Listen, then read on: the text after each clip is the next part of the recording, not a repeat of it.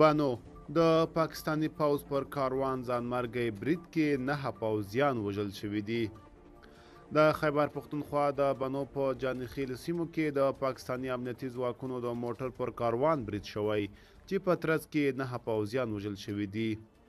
د پاکستان پوځ د عامه اړیکو ادارې ISPR لخوا په خپره شوې خبرپاڼه کې راغلي ځانمرګي بریدګر پر موټرسایکل سپورو چې د پوځ کاروان سره نږدې چاودنه کړې ده. ویل کېږي په دې برید کې 15 تنه پوځیان ټپیان شوي هم دي.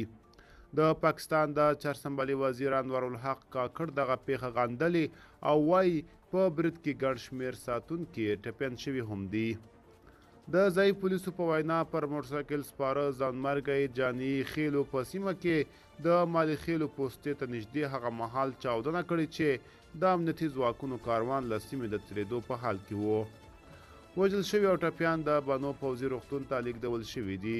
تر اوسه کومې ډلې یا شخص د دغې برید مسؤلیت نه دی منلی. د پاکستان پوځ په وینا له برید وروسته امنیتي ځواکونو سیمه کلابنده کړې او عملیات یې پیل کړي دي.